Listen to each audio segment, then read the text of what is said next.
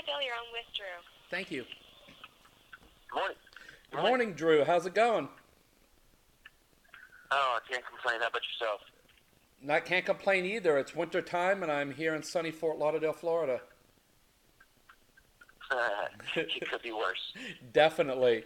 Anyways, my name's Bill Hernandez. I'm the editor at rockbandreviews.com, and it's a pleasure to speak with you this morning. No, thanks for taking the time. Now, this year, 98 Degrees is celebrating 20 years in the music business.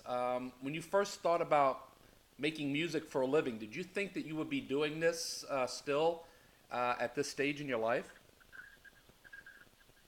Uh, no, you have no idea. When you first start out, you're just trying to get signed, and then when you first get signed, you're trying to get a record out, and then you're trying to reach all these, milestones, these goals. You keep setting new goals when you achieve them, and I don't think ever did we say, you know what, when we're 20 years in, we're still going to be able to go out and tour and make music and have fans come out.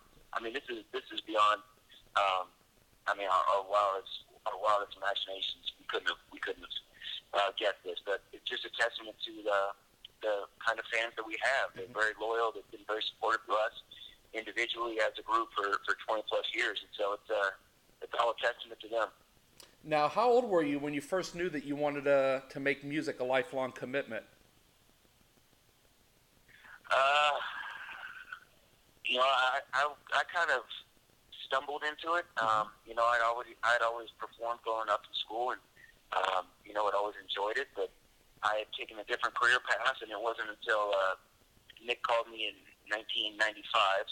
So career path, I'd been doing something else for a year out of high school, basically, and said, we're doing this, and do you want to be a part of it? That I jumped on board, and then 6 months later we got signed. So, it was kind of given the opportunity, and when it became like a true option. Mm-hmm. If you go up to anybody and you say, would you rather be a rock star or would you rather be a manager of a convenience store? Yeah. There are not very many people that are going to say, I'm going to take the convenience store. Yeah, it's a no-brainer. So it's one of those things that, given the option and given the opportunity and just the right encouragement, it's something that anybody would jump at. Now, you and Nick both growing up, was the vocal talent visible at a young age? Did you guys sing together or do little shows or anything together? Yeah, actually, Nick, Justin, and I all went to school together at performing arts school. Mm-hmm. So from young on, we were performing and out and about. Nick was always one of the best singers around, even in school.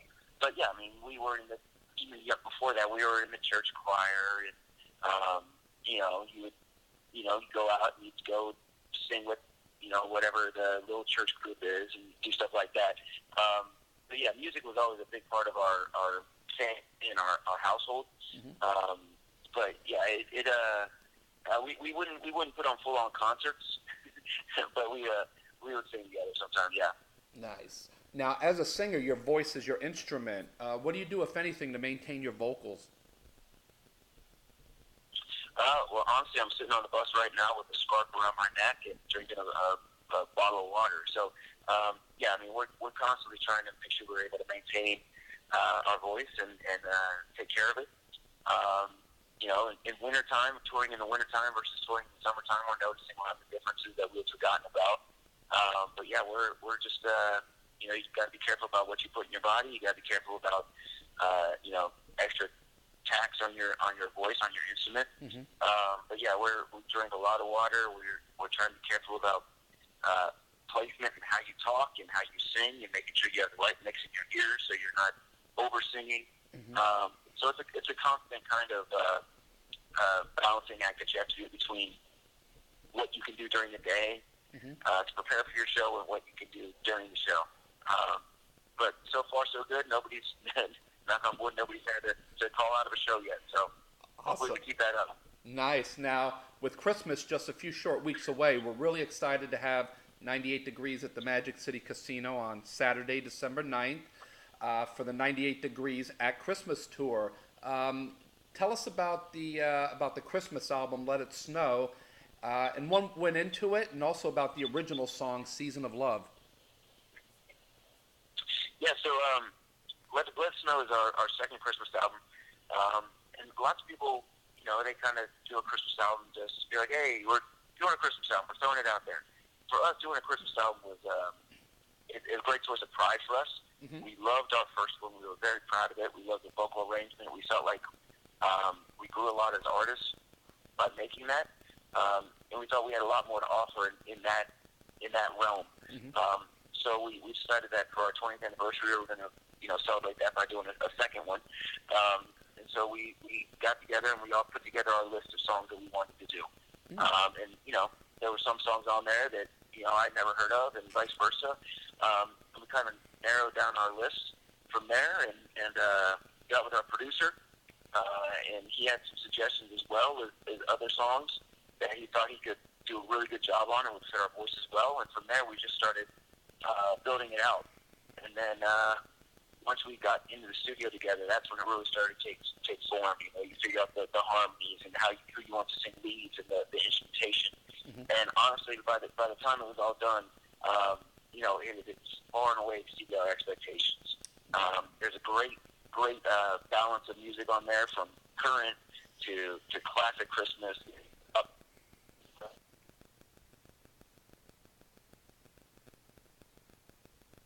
Johnny Mitchell to Stevie Wonder, it's just a lot of great diverse songs on there, and we're very, very proud of how it turned out. Now, a lot of artists that do a Christmas album, they might actually record it in the studio, let's say in the summertime or the springtime and such. When did you guys actually start to record this material?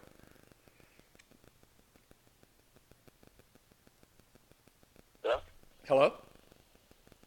Can you hear me? I'm sorry, I thought I lost you there for a second. No worries. Yeah, now I got you. Did you get the question? No, I did not. I'm sorry. No worries. I'm driving on the highway somewhere in Georgia right now, so. That explains it all, man. Like a lot of artists, when they do a Christmas album, they might record it in the studio, let's say in the summertime or in the spring or something like that. When did you guys start recording this Christmas album? Yeah, we recorded this one in July, and we were in July in LA on one of the hottest summers on record in California. So, yeah, you wouldn't just be like, hey, yeah, we were all in the spirit. But that's one of the beauties of Christmas music. Once you start hearing it, singing it, it takes you to a different place. It kind of transports you to your childhood or different times when you heard these songs or the memories that are associated with them. So. It wasn't hard to get in the spirit once you started, regardless of, looking outside and seeing the sunshine and, swimming pools and palm trees. Yeah. Well, what's next for you and 98 Degrees? Anything interesting coming up?